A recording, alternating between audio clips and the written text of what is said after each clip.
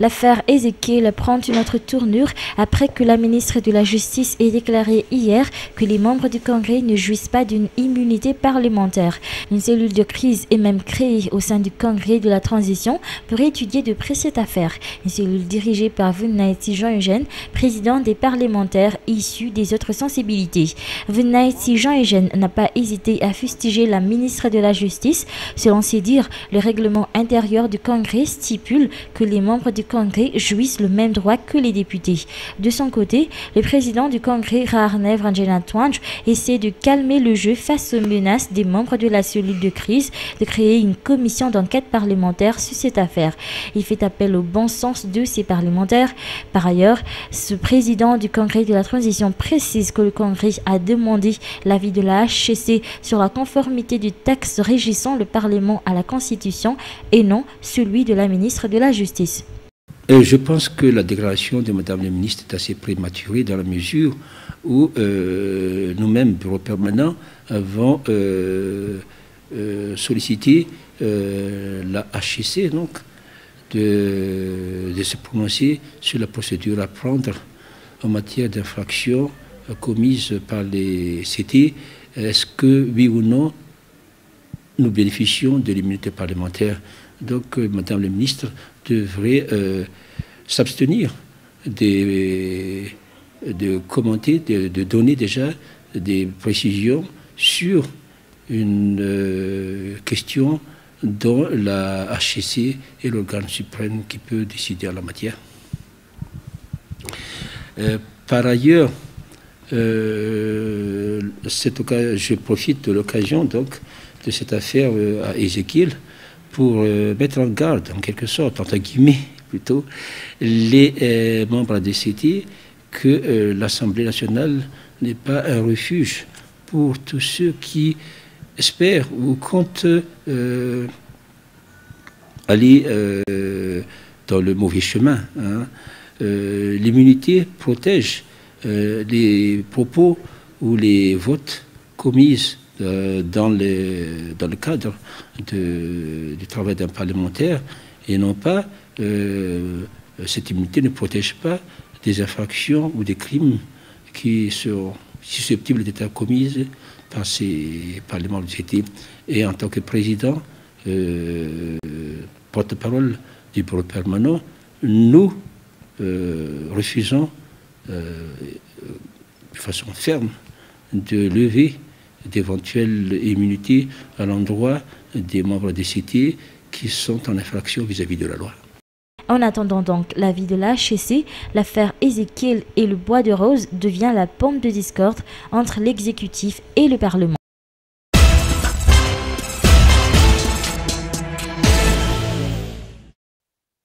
Désormais, le pouvoir actuel se montrera plus sévère à l'endroit des trafiquants et des exploitations illicites de bois de rose. D'après Christine Razanamassou, ministre de la Justice malgache, ceux qui sont impliqués seront automatiquement mis sous mandat de dépôt jusqu'à la date du procès. Face à la recrudescence des coupes illicites de bois de rose, de transport illicite et d'exportation illicite, le ministère de la Justice, en vertu du décret 2010-141 du 24 mars 2010, a fixé une politique pénale en matière d'exploitation de bois de rose, au terme de laquelle toute personne mise en cause pour des coupes ou transport ou exploitation ou exportation seront déférés au parquet et placés sous mandat de dépôt systématiquement. Instruction et ordre est donné à tout procureur et substitut de requérir la peine ferme à l'audience et, en cas de décision non conforme aux réquisitions du ministère public, appel systématique doit être interjeté. Quant à l'affaire d'exportation illicite de bois de rose à l'île Maurice, le ministre de la Justice a expliqué que l'enquête suit son cours actuellement.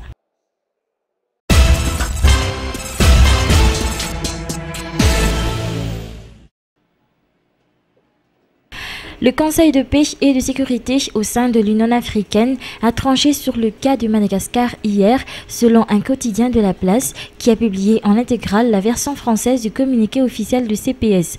En général, le CPS n'a pas pris de nouvelles décisions quant au dossier Madagascar. La résolution du CPS confirme les décisions prises à Sandton lors du sommet extraordinaire de la SADC qui a approuvé la feuille de route avancée par ses émissaires et paraphée par les entités politiques malgaches à Ivatu. Ces décisions de Sandton invitent encore une fois les mouvances Ravelman, Aratsira Kezafi à adhérer à cette feuille de route. Selon toujours ce communiqué, le Conseil de sécurité et de paix invite les partis malgaches à amender cette feuille de route selon les décisions prises antérieurement par l'Union africaine et la SADC. Puis, une commission permanente devrait également être mise en place conjointement à Madagascar par la communauté internationale pour suivre l'évolution de la situation, faciliter la mise en œuvre de la feuille de route et coordonner les partenariats entre l'Union africaine, les Nations unies, l'Organisation internationale de la francophonie, l'Union européenne et la Commission de l'océan Indien. Par ailleurs, la résolution du CPS demande également au président de la Commission de l'Union de convoquer en temps opportun, en concertation avec Joachim Chissano, le médiateur désigné de la SADC, une réunion du groupe international de contact pour Madagascar afin de coordonner l'appui de la communauté internationale à la restauration de l'ordre constitutionnel à Madagascar par la mise en œuvre de la feuille de route. Cette résolution a été prise lors de 283e réunion du Conseil de paix et de sécurité de l'Union africaine tenue du 6 au 12 juillet dernier, rapporte le quotidien. Une réunion au cours de laquelle le commissaire de l'Union africaine Ramtan Lamamra, le médiateur de la SADC Joachim Chissano, le délégué à la paix de l'OIF Hugo Sada, ainsi que l'ambassadeur des Nations unies auprès de l'Union africaine ont présenté leur rapport sur l'évolution de la situation malgache. Pour sa part, le président Andrazwil a déjà souligné maintes fois que seules des élections pourraient sortir le pays de cette impasse, d'où l'accélération des préparatifs des élections qui devront se tenir dans la Grande Île cette année.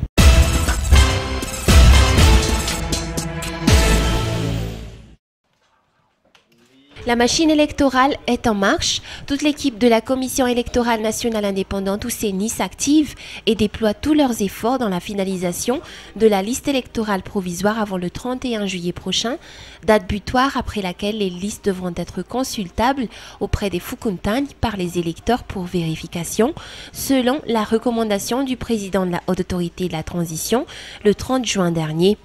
L'objectif étant d'obtenir des listes électorales bien soignées pour mieux entamer les élections à venir. La détermination de l'équipe de la commission électorale du district d'Antsimunjan pour atteindre cet objectif mérite d'être élucidée. Deux groupes d'opérateurs de saisie font le relais 24 heures sur 24, du lundi au dimanche, depuis le 6 juillet dernier, pour la saisie des noms des électeurs dans le logiciel du système intégré de gestion des électeurs à Madagascar. Selon l'explication de Ginora Samson, président de la CED d'Antsimjan, son équipe est plus ou moins contrainte d'aborder ce rythme de travail compte tenu du nombre d'électeurs des 206 Fukuntani qui se comptent jusqu'à 250 000 qui qualifient ce district d'avoir le nombre d'électeurs le plus élevé sur les 119 dans toute l'île. Le président de la CED d'Antsimjan de reconnaître que le logement et les matériels fournis par différentes collectivités décentralisées depuis le début du mois leur ont facilité le travail. Ce jour, l'arrivée des nouveaux matériels informatiques provenant de l'État malagasy, tels des ordinateurs avec des accessoires complémentaires au niveau des démembrements de la CENI, vont certainement accélérer l'élaboration de la liste électorale dans le meilleur délai, selon l'explication de Bruno Rakoutmalal, chef du centre informatique du district qui collabore étroitement avec la CED. Notant que chaque opérateur de saisie peut enregistrer 150 à 200 électeurs quotidiennement et perçoit une indemnité de l'ordre de 60 ariars pour chaque électeur transcrit dans le logiciel SIGEM qui était conçu spécialement pour gérer d'une manière plus efficace les élections à Madagascar.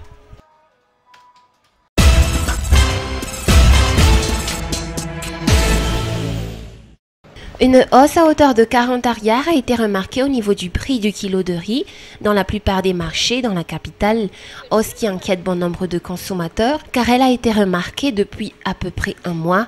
Les responsables auprès de la Direction générale du commerce intérieur ont tenu à apporter quelques éclaircissements à ce sujet. Cette instabilité du prix du riz est expliquée par le fait que la période de grande récolte va bientôt prendre fin. Chaque année, cette période débute vers le mois de mai et se termine vers le mois d'août. Une hausse du prix du riz à hauteur de 70% est alors remarquée. Toutefois, selon Razak Arafin Dominique, directeur général du commerce intérieur, cette variation du prix dépend d'une région à une autre. Pour une région productrice, on note une baisse du prix du riz et le contraire dans des régions peu productrices de ce produit.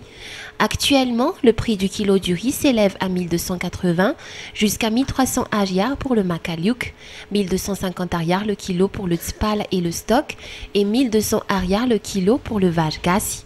La plupart des vendeurs ne savent pourtant pas les raisons de cette instabilité de prix, mais appliquent une hausse conformément au prix du riz fixé par les grossistes.